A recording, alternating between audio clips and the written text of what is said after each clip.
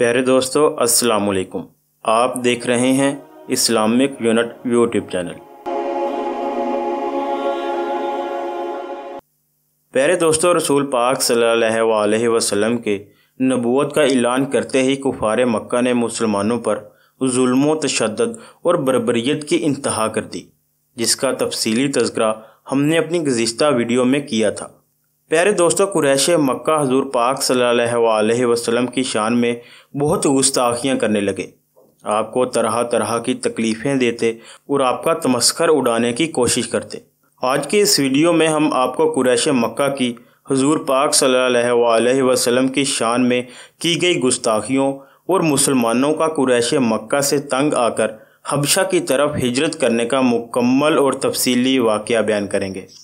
لہٰذا اس ویڈیو کا باقاعدہ آغاز کرنے سے پہلے آپ سے التجا ہے کہ ہماری اس ویڈیو کو آخر تک مکمل ضرور دیکھیے گا، اور اگر یہ ویڈیو آپ کو اچھی لگے تو اس ویڈیو کو لائک ضرور کیجیے گا، اور اس طرح کی مزید اسلامی معلوماتی ویڈیوز دیکھنے کے لیے ہمارے چینل اسلامک یونٹ کو سبسکرائب بھی کر لیجیے۔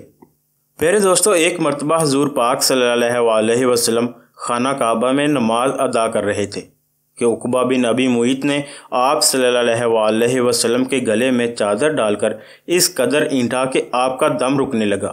حضرت ابوبکر صدیق رضی اللہ تعالیٰ عنہ کو خبر ہوئی تو آپ دوڑے ہوئے آئے، آپ صلی اللہ علیہ وسلم کو اس کے شر سے بچایا اور اہل قریش سے مخاطب ہو کر کہا، کیا تم ایک شخص کو اس لیے قتل کرتے ہو کہ وہ کہتا ہے کہ میرا رب اللہ ہے؟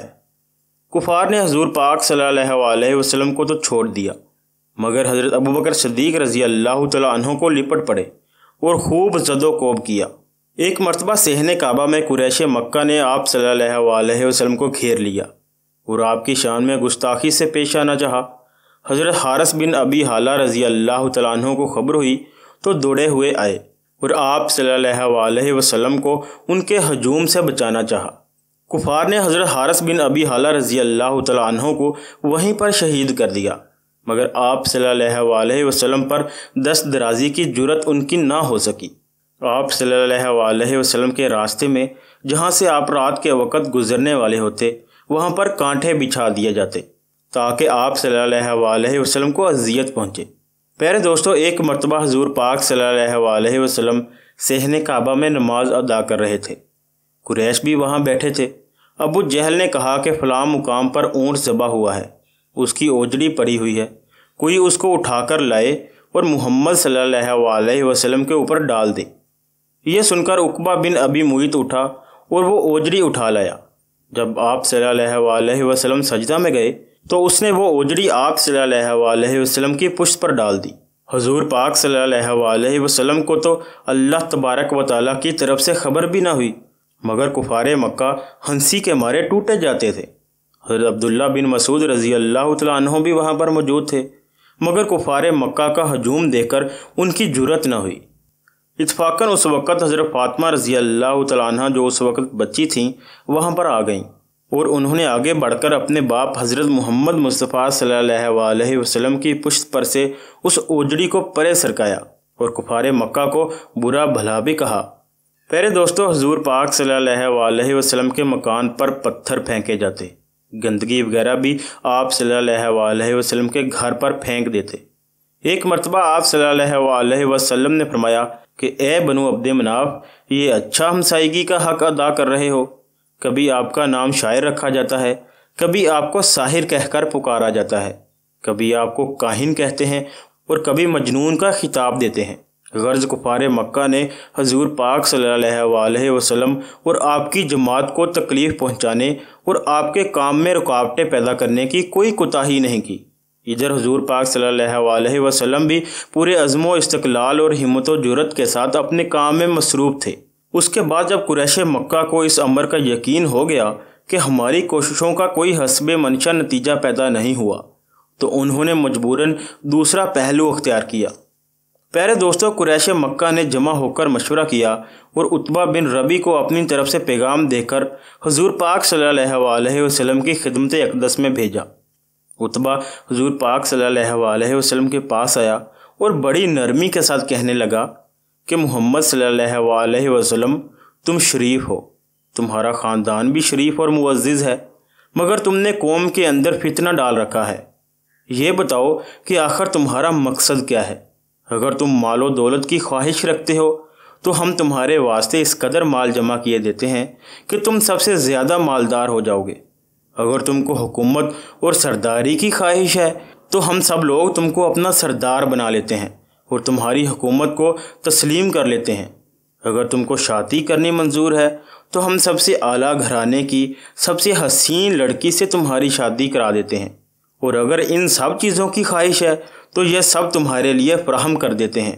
تم اپنا دلی منشا صاف صاف بیان کر دو، ہم تمہاری خواہشات کے پورا کرنے کو تیار ہیں۔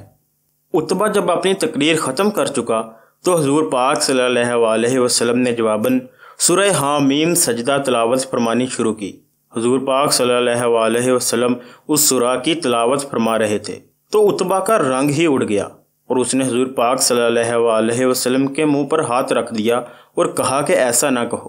پھر آپ صلی اللہ علیہ وسلم نے سجدہ کیا اور سجدہ سے فارغ ہو کر کہا کہ تم نے میرا جواب سن لیا۔ اس کے بعد عتبہ وہاں سے اٹھا اور قریش کے پاس آ کر کہا کہ یہ میری رائے ہے کہ اس شخص کو اس کے حال پر چھوڑ دو اور تم بالکل غیر جانبدار ہو جاؤ۔ اگر یہ ملک عرب پر غالب ہو گیا تو چونکہ یہ تمہارا بھائی ہے، اس کی کامیابی تمہاری کامیابی ہوگی، اور اگر یہ تباہ ہو گیا تو تم سستے چھوٹ جاؤ گے۔ یہ سن کر قریش مکہ نے عتبہ سے کہا کہ ایسا معلوم ہوتا ہے کہ محمد صلی اللہ علیہ وسلم نے تم پر کوئی جادو کر دیا ہے۔ عتبہ نے کہا جو تمہارا جی چاہے کرو اور کہو، میں نے اپنی رائے کا اظہار کر دیا ہے۔ پیارے دوستو، جب عتبہ کی کوشش بھی ناکام ثابت ہوئی تو عتبہ، شیبہ، ابو البخترہ، اسود، ولید، ابو جہل وغیرہ اشخاص کا ایک وفد ابو طالب کی خدمت میں پہنچا اور شکایت کی کہ تمہارا بھتیجا ہمارے بتوں کو برا بھلا کہنے سے باز نہیں آنا چاہتا، تم اس کو سمجھاؤ اور اس حرکت سے باز رکھو۔ حضرت ابو طالب نے اس وفد کو معقول جواب دیے اور ان کو توجہ دلائی کہ تم لوگ بھی اظہار ثانیوں میں حد سے زیادہ بڑھے جاتے ہو۔ اس روز تو یہ لوگ ابو طالب کے پاس سے اٹھ کر چلے آئے، لیکن دوسرے روز مشورہ کر کے پھر پہنچے۔ ان کے آنے پر حضرت ابو طالب نے حضور پاک صلی اللہ علیہ وسلم کو اپنے مکان پر ان کے سامنے بلوا لیا اور آپ صلی اللہ علیہ وسلم کے سامنے گفتگو شروع ہو گئی۔ قریش مکہ کے سرداروں نے وہی باتیں اس مجلس میں آپ صلی اللہ علیہ وسلم کے سامنے پھر پیش کی جو اس سے پہلے عتبہ تنہا حاضر ہو کر پیش کر چکا تھا۔ انہوں نے کہا کہ اے محمد، ہم نے آپ کو اس وقت بعض ضروری باتوں کے لیے بلوایا ہے۔ واللہ کوئی شخص اپنی قوم پر اتنی مشکلات نہیں لایا ہوگا جس قدر مشکلات میں تم نے اپنی قوم کو مبتلا کر رکھا ہے۔ اگر تم اپنے اس نئے دین کے ذریعے مال و دولت جمع کرنا چاہتے ہو تو ہم تمہیں اتنا مال جمع کیے دیتے ہیں کہ کسی دوسرے کے پاس نہ نکلے۔ اگر شرف و عزت کی خواہش رکھتے ہو تو ہم ابھی تم کو اپنا سردار تسلیم کر لیتے ہیں۔ اگر حکومت و سلطنت کی خواہش ہے تو تم کو ملک عرب کا بادشاہ بنانے کے لیے تیار ہیں۔ اگر تم کو کوئی جن یا عصیب دکھائی دیتا ہے اور اس کے اثر سے تم ایسی باتیں کرتے ہو تو ہم اپنے کاہنوں اور حکیموں کے ذریعے علاج کرانے کو تیار ہیں۔ حضور پاک صلی اللہ علیہ وسلم نے یہ باتیں سن کر جواباً قرآن کریم کی چند آیات تلاوت فرمائی اور کہا کہ اللہ تبارک و تعالیٰ نے مجھ کو تمہاری طرف اپنا رسول بنا کر بھیجا ہے۔ میں نے اللہ تبارک و تعالیٰ کے احکام تم کو پہنچا دیے ہیں۔ اگر تم میری تعلیمات کو قبول کر لو گے تو تمہارے لیے دین و دنیا کی بہتری کا موجب ہوگا۔ اگر انکار پر اصرار کرو گے تو میں اللہ تبارک و تعالیٰ کے حکم کا انتظار کروں گا کہ تمہارے لیے کیا حکم صادر فرمایا جاتا ہے۔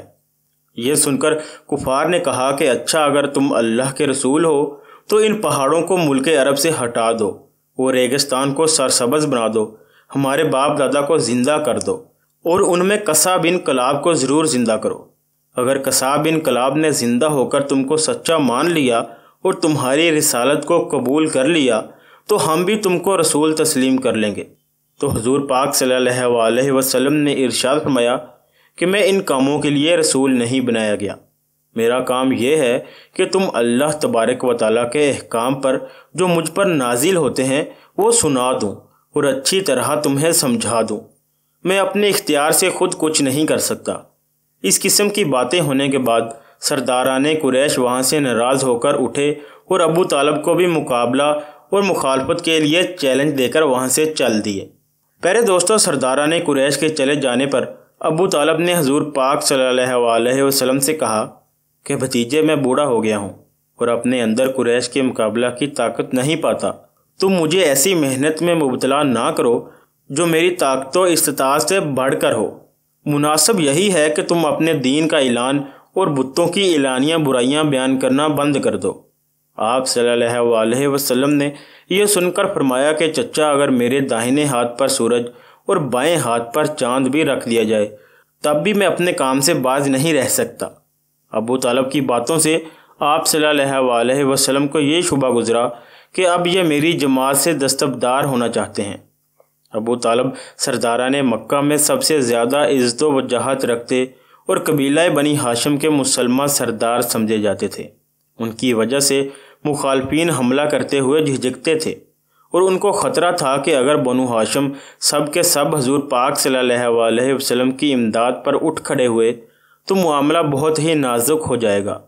لہٰذا ابو طالب کی حمایت سے حضور پاک صلی اللہ علیہ وسلم کو بہت تقویت حاصل تھی۔ اب یہ مایوسانہ باتیں سن کر حضور پاک صلی اللہ علیہ وسلم کا دل بھر آیا۔ پھر آپ صلی اللہ علیہ وسلم یہ کہہ کر ابو طالب کے پاس سے چشمے پر آپ اٹھے اور چل دیے کہ چچا، میں اپنے کام کو اس وقت تک نہیں چھوڑوں گا جب تک کہ اللہ کا کام پورا نہ ہو جائے، یا یہی کام کرتے ہوئے میں ہلاک نہ ہو جاؤں۔ ابو طالب پر اس کا بہت اثر ہوا اور انہوں نے حضور پاک صلی اللہ علیہ وسلم کو پھر واپس بلا کر کہا کہ اچھا، تم ضرور اپنے کام میں مصروف رہو، جب تک میرے دم میں دم ہے تمہاری حمایت سے باز نہ رہوں گا اور تم کو کبھی دشمنوں کے سپرد نہ کروں گا۔ پہلے دوستو، کفار قریش کو جب ان تمام کوششوں میں ناکامی ہوئی اور تبلیغ توحید کا سلسلہ برابر جاری رہا تو ان کو اب فکر ہوئی۔ انہوں نے دیکھا کہ جس تحریک کو ہم بچوں کا کھیل سمجھ رہے تھے اب وہ نشو نما پا کر اس قدر طاقتور ہوتی جاتی ہے کہ اس کا انسداد کرنا آسان کام نہیں رہا۔ انہوں نے اب متفقہ طور پر کمر باندھی، حضور پاک صلی اللہ علیہ وسلم کو خانہ کعبہ کے اندر آنے سے روک دیا، شہر کے لڑکوں اور اوباشوں کو متعین کیا کہ جہاں کہیں حضور پاک صلی اللہ علیہ وسلم یا مسلمانوں میں سے کسی کو دیکھیں تالیاں بجائیں، گالیاں دیں، راستوں اور گلی کوچوں میں چلنے پھرنے سے باز رکھیں، باہر سے آنے والے مسافروں کو حضور پاک صلی اللہ علیہ وسلم سے نہ ملنے دیں، اور جس طرح قابو چلے اور موقع ملے انہیں ستائیں۔ ضعیف مسلمانوں کو اب پورے جوش اور عزم و ہمت کے ساتھ تنگ کرنا اور ستانا شروع کر دیا، یہاں تک کہ شہر مکہ کی سرزمین مسلمانوں کے لیے تنگ ہو گئی اور مسلمانوں کی زندگیاں وہاں پر وبال بن گئیں۔ یہ حالت دیکھ کر حضور پاک صلی اللہ علیہ وسلم نے مسلمانوں کو اجازت دی کہ ملک حبش میں چلے جاؤ۔ پہلے دوستو، وہاں پر اس وقت عیسائیوں کی حکومت تھی۔ چنانچہ نبوت کے 5ویں سال رجب کے مہینہ میں 11 مرد اور 4 عورتوں نے حبش کے ارادہ سے مکہ چھوڑا۔ یہ 15 آدمیوں کا مختصر سا قافلہ رات کے وقت چھپ کر مکہ سے نکلا۔ جدہ کی بندرگاہ پر اتفاقاً جہاز تیار مل گیا اور یہ لوگ جہاز میں سوار ہو کر ملک حبش میں پہنچ گئے۔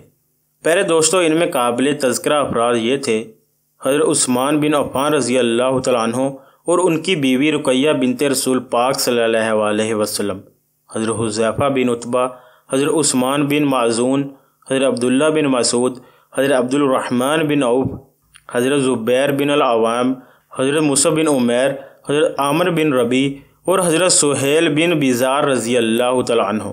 یہ لوگ عموماً قریش کے مشہور اور طاقتور قبائل سے تعلق رکھنے والے تھے، جو دلیل اس امر کی ہے کہ اب قریش کے مظالم صرف غلاموں اور ضعیفوں تک ہی محدود نہ تھے، بلکہ وہ ہر ایک مسلمان کو، خواہ وہ کیسے ہی طاقتور قبیلہ کا آدمی کیوں نہ ہو، ان کو مظالم کا نشانہ بناتے۔ نیز اس سے یہ بھی ثابت ہوتا ہے کہ کمزور اور بے کس لوگوں میں اتنی استطاعت بھی نہ تھی کہ سامان سفر ہی حاصل کر سکیں۔ کفار مکہ کو جب ان مسلمانوں کی ہجرت کرنے اور حبش کی طرف روانہ ہونے کا حال معلوم ہوا تو وہ ان کے تعاقب میں روانہ ہوئے، لیکن کفار کے پہنچنے سے کچھ لمحہ پہلے ہی جہاز بندرگاہ سے جدہ سے حبشہ کی طرف روانہ ہو چکا تھا۔ حبش میں پہنچ کر مسلمان اطمینان اور فراغت کے ساتھ رہنے لگے۔ ان کے بعد مسلمانوں نے یکے بعد دیگرے حبش کی طرف ہجرت کا سلسلہ جاری رکھا۔ حضرت جعفر بن ابو طالب رضی اللہ تعالیٰ عنہ بھی حبش میں اپنے مسلمان بھائیوں سے جا ملے۔ اب مسلمانوں کی تعداد ملک حبش میں 83 تک پہنچ گئی۔ مسلمانوں کو ملک حبش میں گئے ہوئے ابھی چند مہینے ہی گزرے تھے کہ وہاں انہوں نے یہ افواہ سنی کہ قریش مکہ تمام مسلمان ہو گئے ہیں یا ان سے مسلمانوں کی مصالحت ہو گئی ہے اور اب مسلمانوں کو مکہ میں کوئی خطرہ نہیں رہا۔ اس خبر کو سن کر بعض مسلمان حبش سے مکہ کو واپس ہوئے اور بعض نے اس افواہ کی تصدیق اور قابل قبول ذریعہ سے خبر کے پہنچنے کا انتظار ضروری سمجھا۔ جو لوگ مکہ کو واپس آ گئے تھے انہوں نے مکہ کے قریب پہنچ کر سنا کہ وہ افواہ غلط تھی، لہٰذا ان میں سے بعض تو راستے سے ہی واپس حبش کی جانب چلے گئے اور بعض کسی بااثر اور طاقتور قریشی کی ضمانت حاصل کر کے مکہ میں واپس آ گئے۔ یہ لوگ مکہ میں آ کر اور مسلمانوں کو بھی اپنے ہمراہ لے کر پھر حبش کی طرف روانہ ہو گئے۔ یہ حبش کی دوسری ہجرت کہلاتی ہے۔ اب ملک حبش میں مسلمانوں کی تعداد 100 کے قریب پہنچ گئی۔ پہلے دوستو، اس کے بعد کفار مکہ نے جب دیکھا کہ مکہ کے آدمی مسلمان ہو کر حبش کی طرف چلے جاتے ہیں اور وہاں آرام سے زندگی بسر کرتے ہیں، تو ان کو خطرہ پیدا ہوا کہ اس طرح تو ممکن ہے کہ ہماری بڑی طاقت اسلام میں تبدیل ہو کر باہر کسی مرکز میں جمع ہو اور ہم پر کوئی آفت باہر سے نازل ہو۔ لہٰذا انہوں نے مکہ میں حضور پاک صلی اللہ علیہ وسلم اور ان کے ساتھیوں پر مظالم کو اور زیادہ کر دیا، اور اس کے علاوہ عمرو بن العاص، عبداللہ بن ربی، 2 معزز شخصوں کو سفیر بنا کر نجاشی شاہ حبشہ کی طرف دربار میں بھیجا۔ قریش مکہ اور نجاشی شاہ حبش کے درمیان پہلے سے ایک تجارتی معاہدہ تھا اور اسی کے موافق قریش مکہ کی ملک حبش کے ساتھ تجارت قائم تھی۔ ان دونوں سفیروں کو شاہ حبش کے لیے نہایت گراں بہا تحفے اور ہدیہ سپرد کیے گئے۔ نہ صرف شاہ حبش بلکہ اس کے درباریوں کے لیے بھی قیمتی تحفے دیے گئے۔ قریش کے اس وفد نے دربار حبشہ میں حاضر ہو کر یہ ہدیے پیش کیے۔ شاہ حبش کے درباریوں کو اپنی طرف مائل و متوجہ کیا اور پھر یہ مطالبہ پیش کیا کہ ہمارے کچھ غلام باغی ہو کر آپ کے ملک میں آ گئے ہیں اور اپنا آبائی دین چھوڑ کر ایک نئے دین کے تابع ہو گئے ہیں جو سب سے نرالا دین ہے، لہٰذا ان غلاموں کو ہمارے حوالے کیا جائے۔ بادشاہ نے اس درخواست کو سن کر کہا کہ میں پہلے تحقیق کر لوں، پھر تمہاری درخواست پر غور کیا جائے گا۔ درباریوں نے بھی قریش کے ان سفیروں کی حمایت و تائید کی، مگر نجاشی نے مہاجر مسلمانوں کو اپنے دربار میں بلوایا اور کہا کہ وہ کون سا مذہب ہے جو تم نے اختیار کیا ہے۔ مسلمانوں کی طرف سے حضرت جعفر بن ابو طالب رضی اللہ تعالیٰ عنہ نے سب سے آگے بڑھ کر نجاشی کی خدمت میں اس طرح اپنی تقریر پیش کی۔ حضرت جعفر بن ابو طالب رضی اللہ تعالیٰ عنہ نے کہا، اے بادشاہ، ہم لوگ جاہل تھے، بت پرست تھے، مردہ خور تھے، بدکار تھے، قطع رحمی اور پڑوسیوں سے بد معاملہ کرتے تھے۔ ہم میں جو طاقتور ہوتا تھا وہ کمزور کا حق دبا لیتا تھا، یہاں تک کہ اللہ تبارک و تعالیٰ نے ہم میں ایک رسول بھیجا جس کے حسب نسب اور صدق امانت سے ہم سب واقف تھے۔ اس نے ہم کو مواحد بنا کر بت پرستی سے روکا، راست گفتاری، امانت اور صلہ رحمی کا حکم دیا، ہمسائیوں کے ساتھ نیک برتاؤ کی تعلیم دی، بدکاری، دروغ گوئی اور یتیموں کا مال کھانے سے منع کیا، قتل و غارت سے باز رکھا اور عبادت الہی کا حکم دیا۔ ہم اس رسول پر ایمان لائے اور اس کی فرما برداری کی، اس لیے ہماری قوم ہم سے ناراض ہو گئی، ہم کو انواع و اقسام کی اذیتیں پہنچاتے ہیں، یہاں تک کہ ہم مجبور ہو کر اپنے وطن سے نکل آئے اور آپ کے ملک میں پناہ گزیر ہوئے۔ ہم کو یقین ہے کہ آپ کے ملک میں ہم کو ستایا نہ جائے گا۔ نجاشی نے حضرت جعفر بن ابو طالب رضی اللہ تعالیٰ عنہ کی یہ تقریر سن کر کہا کہ تمہارے رسول پر اللہ کا جو کلام نازل ہوا ہے اس میں سے مجھے کچھ سناؤ۔ چنانچہ حضرت جعفر رضی اللہ تعالیٰ عنہ نے سورہ مریم کی تلاوت شروع کی۔ قرآن کریم کی آیات سن کر نجاشی اور تمام درباریوں کی آنکھوں سے آنسو جاری ہو گئے۔ جب حضرت جعفر رضی اللہ تعالیٰ عنہ سورہ مریم کی ابتدائی آیات تلاوت فرما چکے تو نجاشی نے کہا کہ اس کلام میں وہی رنگ ہے جو حضرت موسیٰ علیہ السلام کی تورات میں ہے، یہ دونوں ایک سے ہی کلام معلوم ہوتے ہیں۔ قریش کے ایلچیوں نے کہا کہ یہ لوگ حضرت عیسیٰ علیہ السلام کے بھی مخالف ہیں۔ اس بات کے کہنے سے ان کا یہ مدعا تھا کہ نجاشی شاہ حبش جو عیسائی ہے مسلمانوں سے ناراض ہو جائے گا۔ حضرت جعفر بن ابو طالب رضی اللہ تعالیٰ عنہ نے جواب دیا کہ ہرگز نہیں، ایسا ہرگز نہیں ہے، اور پھر ان سے چند کلمات کہے۔ نجاشی نے کہا تمہارا یہ عقیدہ بالکل درست ہے، انجیل کا بھی یہی مفہوم ہے۔ نجاشی نے قریش کے ایلچیوں کو ناکام واپس کر دیا اور کہہ دیا کہ میں ان لوگوں کو ہرگز تمہارے سپرد نہ کروں گا۔ ساتھ ہی نجاشی نے قریش مکہ کے تمام تحفے اور ہدیے انہیں واپس کر دیے، جس سے ان کی اور بھی زیادہ تذلیل ہوئی۔ پیارے دوستو، یہ واقعہ نبوت کے 6 سال کا ہے۔ آج کی ویڈیو کے لیے اتنا ہی۔ ویڈیو اچھی لگے تو ویڈیو کو لائک کیجئے اور چینل کو سبسکرائب کیجئے۔ جزاک اللہ۔